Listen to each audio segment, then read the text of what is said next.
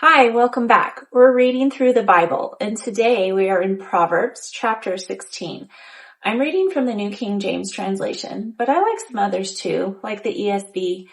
I like to compare the different translations and then look up some of the original words and just see what they originally meant. Feel free to drop a comment below and let me know if you've tried that too. Let's get started.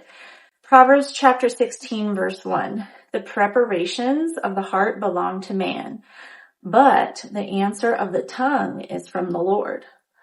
All the ways of a man are pure in his own eyes, but the Lord weighs the spirits. Ooh, that's a good one. Verse 3, commit your works to the Lord and your thoughts will be established. I would highlight that one also. So verse 2 and verse 3, commit your works to the Lord and your thoughts will be established. The Lord has made all for himself, yes, even the wicked for the day of doom. Everyone proud in heart is an abomination to the Lord.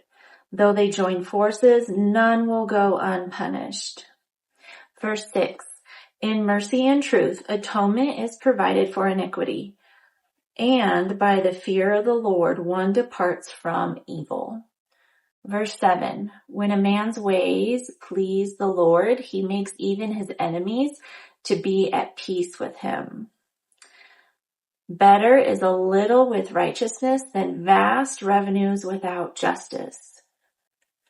Do you remember yesterday when we were reading, we were talking about eating modest food with someone you love versus a feast with someone you hate? This is a similar concept. Better is a little with righteousness than vast revenues without justice. Verse 9, a man's heart plans his way, but the Lord directs his steps. Oh, that's another one to highlight. Very similar to verses 2 and 3. So a man's heart plans his way, but the Lord directs his steps. You can make all the plans in the world, and the Lord will pivot them if it's not in his will. There's a biblical way of decision making. I'll link the article, or I'll list it below in the description. You can make your plans, but the Lord directs your steps. Verse 10, divination is on the lips of the king. His mouth must not transgress in judgment. Honest weights and scales are the Lord's, and all the weights in the bag are his work. So weights and scales back then is how they determine the value of something to trade or buy things. So that's a really relevant example in here or illustration. Honest weights and scales are the Lord's. You can't fool the Lord. All the weights in the bag are his work. Verse 12, it is an abomination for kings to commit wickedness, for a throne is established by righteousness. Righteous lips are the delight of kings, and they love him who speaks what is right. Verse 14, as messengers of death is the king's wrath, but a wise man will appease it. In the light of the king's face is life, and his favor is like a cloud of the latter rain. Verse 16, how much better to get wisdom than gold. Here we go again. Gold, silver, rubies, wisdom is more important and more valuable. And to get understanding is to be chosen rather than silver. The highway of the upright is to depart from evil. He who keeps his way preserves his soul. Pride goes before destruction, and a haughty spirit before a fall. I would highlight that one also. We're raised to just have so much pride in what we do, but if we're not doing it to honor the Lord, it says here, pride goes before destruction, a haughty spirit before a fall. Verse 19, better to be of a humble spirit with the lowly than to divide the spoil with the proud.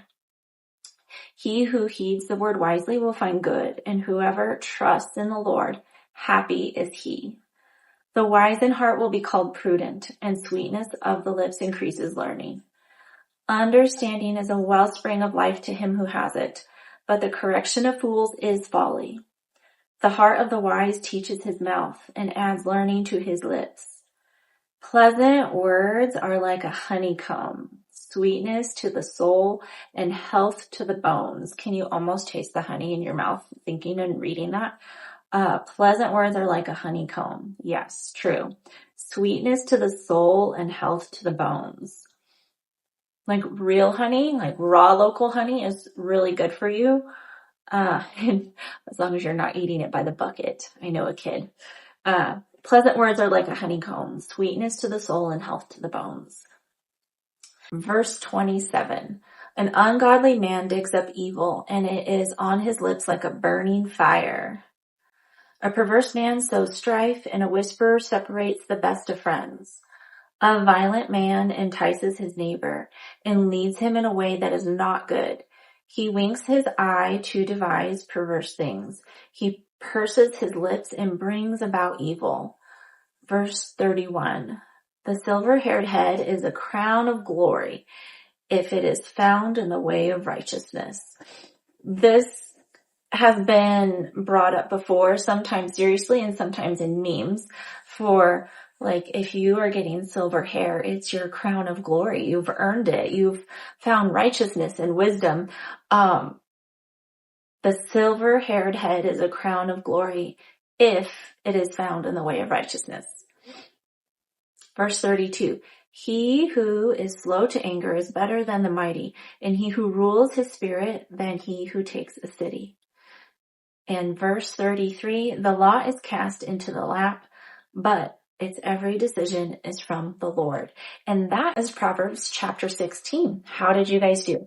Did you read it out loud? What time of day works best for you? Is it morning, middle of the day, at night? Does it vary depending on the day? I would love to hear how you're doing with this. Drop a comment below and let me know. And I will see you tomorrow for chapter 17.